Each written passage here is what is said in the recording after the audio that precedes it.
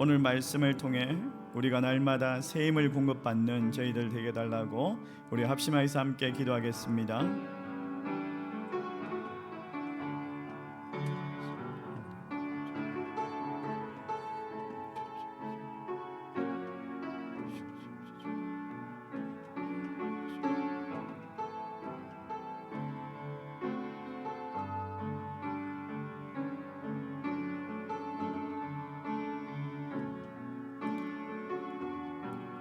사랑과 은혜가 풍성하신 하나님, 오늘 주님 앞에 나왔습니다. 우리의 예배를 받으시고 우리의 예배 가운데 임재하시고 오늘도 하나님의 말씀으로 깨달아 알게 하시고 진리로 자유케 하여 주시옵소서. 예수님의 이름으로 기도드리옵나이다. 아멘. 할렐루야. 오늘도 하나님의 말씀이 들려질 뿐만 아니라 그 말씀대로 살아내는 저와 여러분 되시기를 주의 이름으로 축원합니다. 우리가 계속해서 마태복음을 한 장씩 주의하면서 천국이라는 주제를 가지고 한 장씩 보고 있습니다. 여러분, 성경의 클라이막스가 어디라고 생각하십니까? 복음서의 클라이막스가 무엇이라고 생각하십니까? 저는 십자가의 사건이 성경의 클라이막스라고 생각합니다. 예수님께서 십자가의 길을 향해서 예루살렘으로 입성하시고 그 성전을 청결케 하시는 그 장면들을 우리가 지난 주일날 보았습니다. 그리고 예수님께서 하나님 되심을 선포하시고 또 십자가에서 죽으시는 것이 어떤 의미인지를 제자들에게 알려주셨습니다. 오늘은요, 회개하지 않는 그런 심령들에 대한 심판을 선포하고 있습니다. 예수님께서 심판을 여러 가지 비유로 말씀을 하시는데 오늘 본문에 우리가 읽지는 않았지만은 열매 맺지 않는 무화과 나무의 비유와 그리고 포도원 주인의 그 아들, 그리고 포도원 농부들에 대한 그런 비유들이 있습니다. 먼저 무화과나무, 잎은 무성한데 열매가 없었습니다. 예수님께서 그 무화과나무를 향해서 저주를 하시니 이 무화과나무가 적시로 금세 말라 죽었다라고 되어 있습니다. 그런데 이 무화과나무는요, 그 당시에 제사장들과 장로들 그리고 유대인들을 상징하는 말이었어요. 그들은 겉으로 보기에는 종교적으로 화려하고 형식이 있었지만은 그들은 열매 없는 삶을 살아가고 있었다라는 거예요. 혹시라도 우리 가운데 그런 사람들이 있을지 모르겠습니다. 예배에 나와 있지만은 그 예배 가운데 열매 없는 삶을 살아가고 있지는 않는지 우리가 오늘 이 말씀을 통해서 우리 자신들을 점검하는 귀한 시간이 되었으면 좋겠습니다. 그 다음에 예수님께서 예수님의 권위에 대해서 말씀하시는데 23절 말씀을 우리 같이 한번 읽어보도록 하겠습니다. 같이 읽습니다. 시작. 예수께서 성전에 들어가 가르치실 때 대제사장들과 백성의 장로들이 나와 이르되 내가 무슨 권위로 이런 일을 하느냐, 또 누가 이 권위를 주었느냐.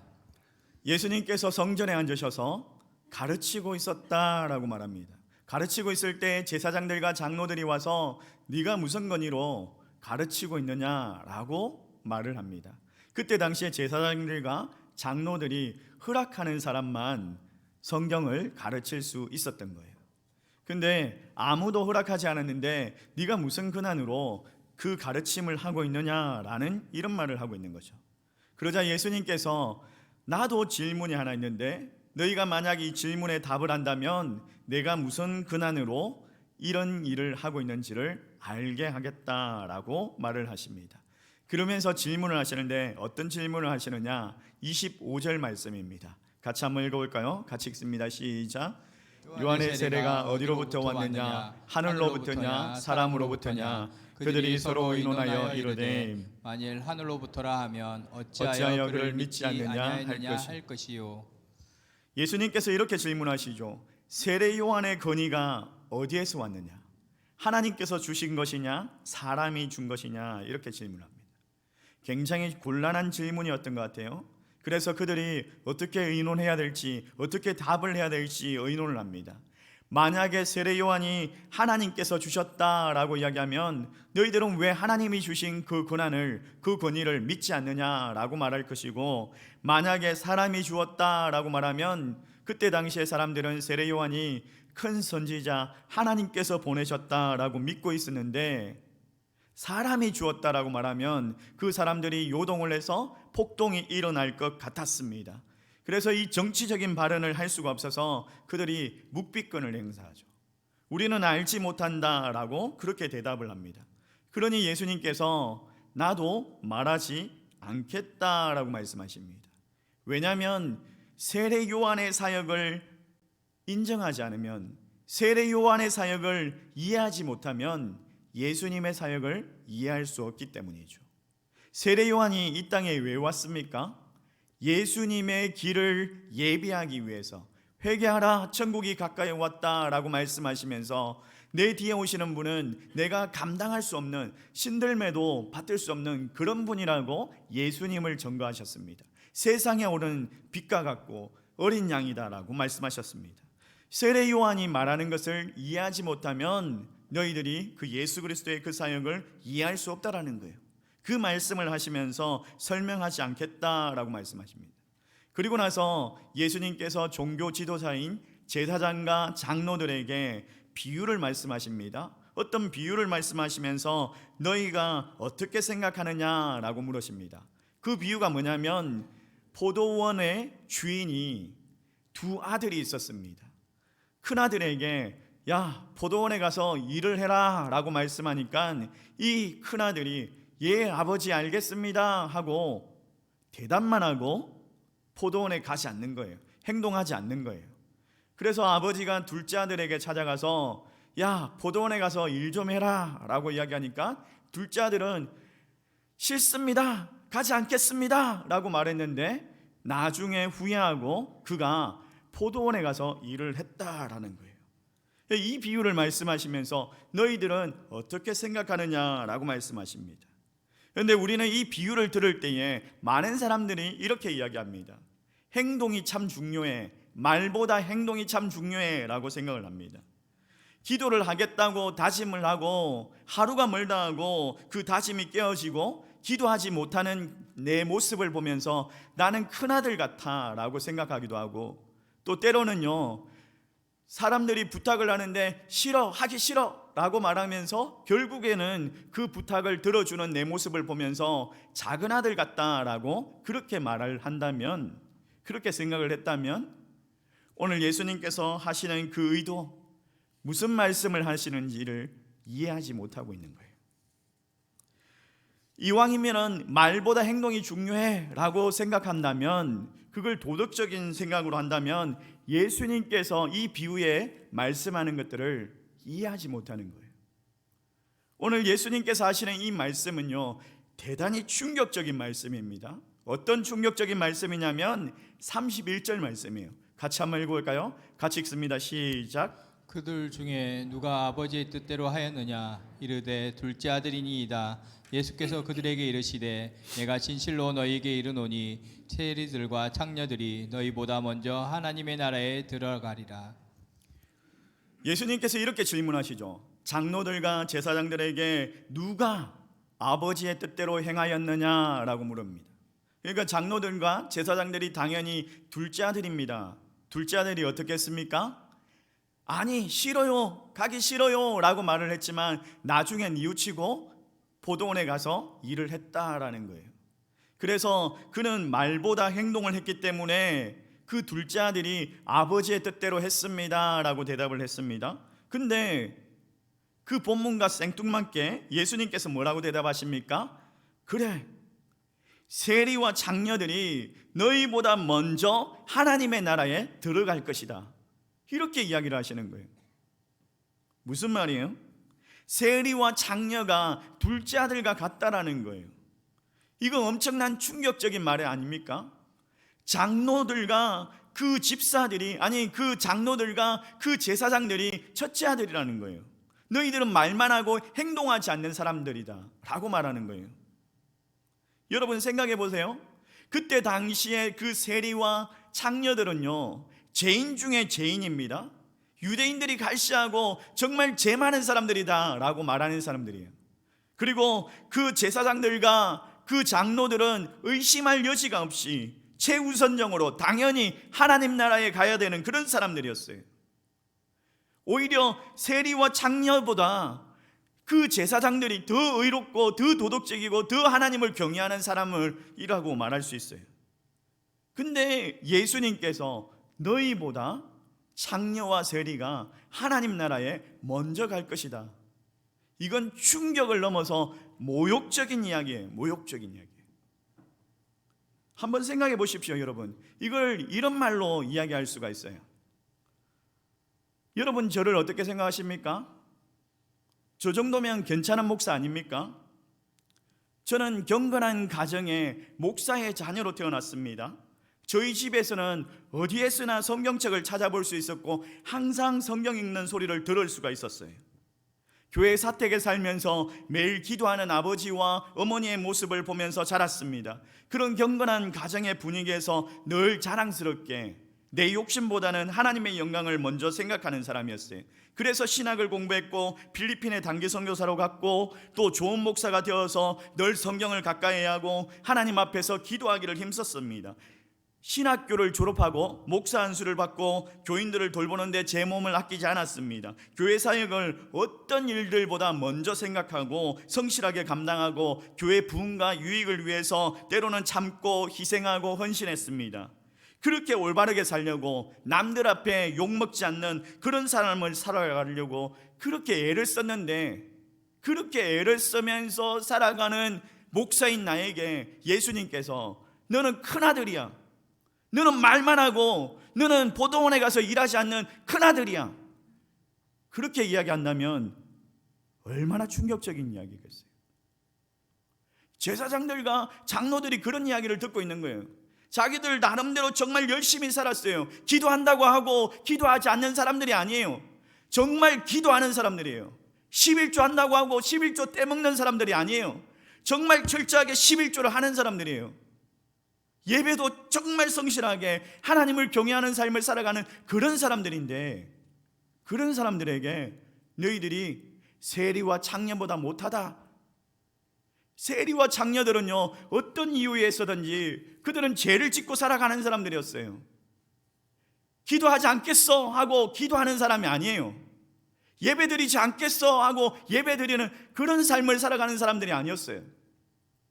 근데 그들보다 더 나아 보이는데, 더 경건해 보이는 그 제사장들과 장로들에게 너희들이 천국에 들어갈 수 없다라고 말하니 이게 말이 됩니까?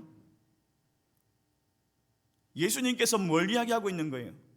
종교적인 그 열심과 경건의 노력이 너희들에게 올무가 될 수 있다는 것을 말하고 있는 거예요. 하나님의 은혜로 살아갑니다라고 말하면서, 하나님의 은혜로 자녀가 되었다라고 말하면서 하나님의 은혜가 아니라 내 의와 내 공로로 살아가고 있냐, 이걸 말하는 거예요. 하나님의 은혜라고 말하면서 남들에게 인정받기를 원하고 남들에게 자랑되기를 원하고 남들이 정말 알아주기를 원하고 그렇게 살아가고 있지는 않냐는 거예요.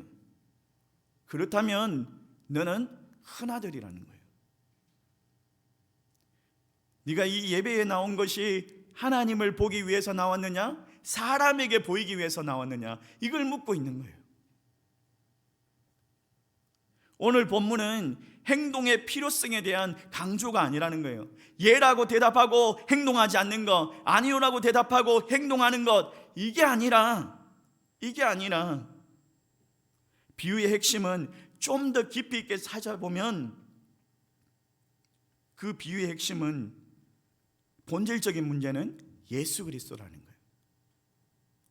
예수 그리스도. 이 제사장들은 경건하게 살기 위해서 매일 성경을 묵상하고 암송하고 옷과 이마와 미간에 하나님의 말씀을 적어놓고 그렇게 살아가는 사람들이었어요. 그런데 당시에 그 세리와 장녀들은요, 깨끗하지 못하게, 경건하지 못하게 그렇게 살아가는 사람들이었어요. 그런데 예수님께서 하시는 말씀이 뭡니까? 세례 요한이 와서 예수님에 대한 그 복음을 전할 때에 너희들은 믿지 않았다라는 거예요.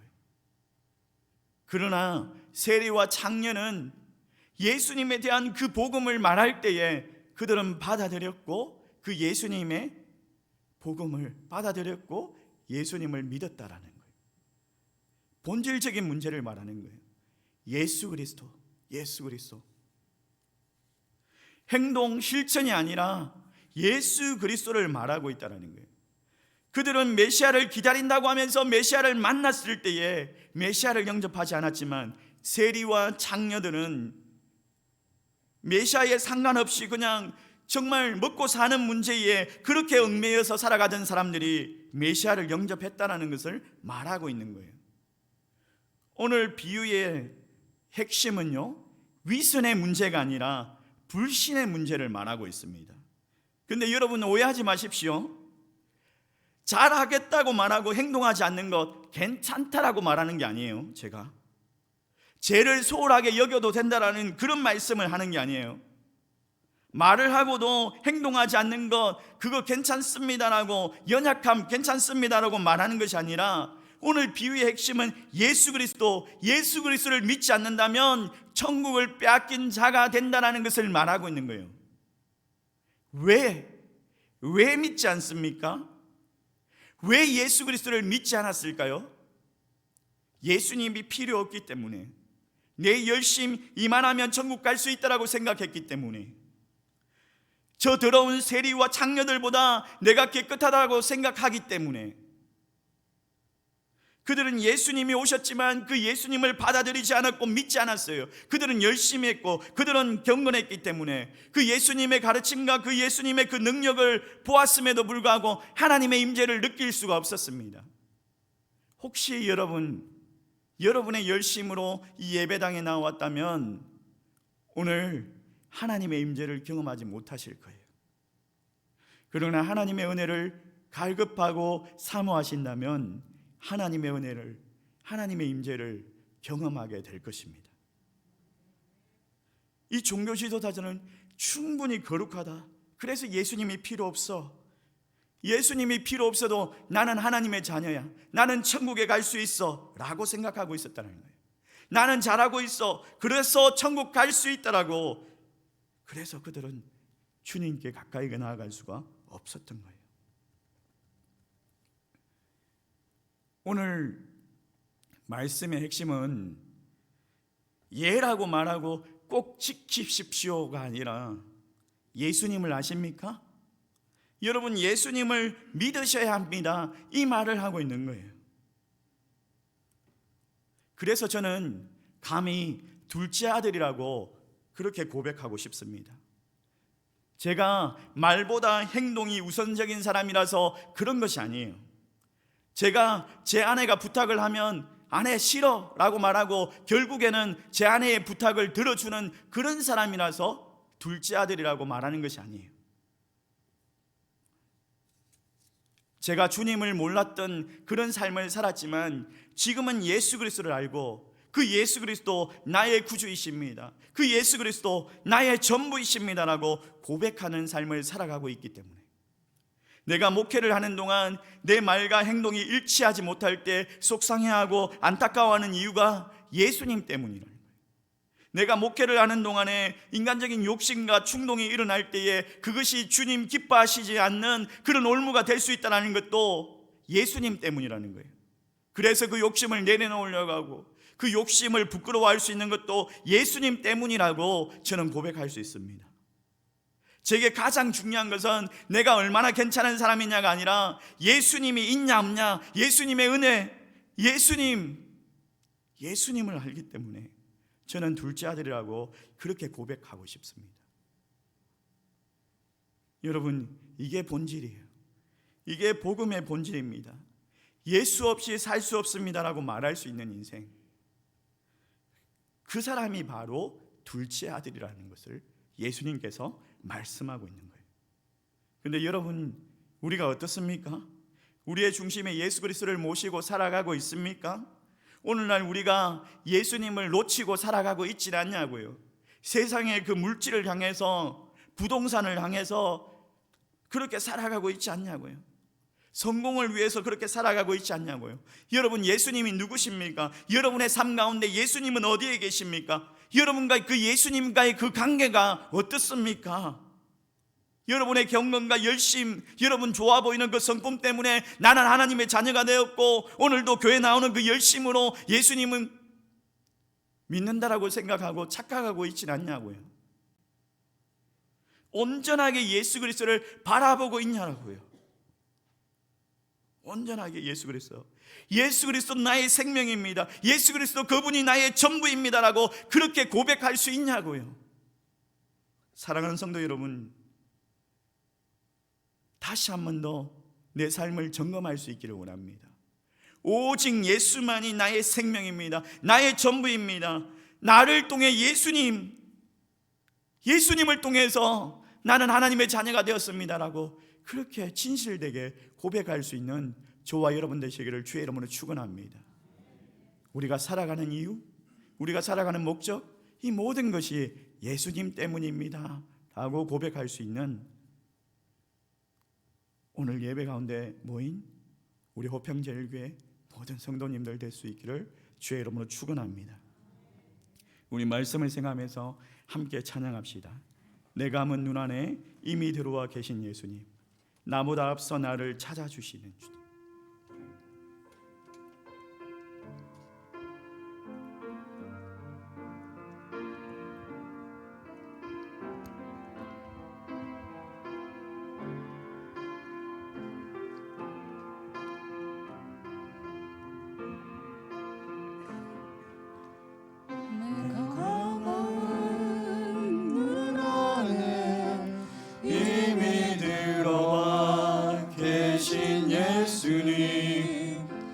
나보다 앞서 나를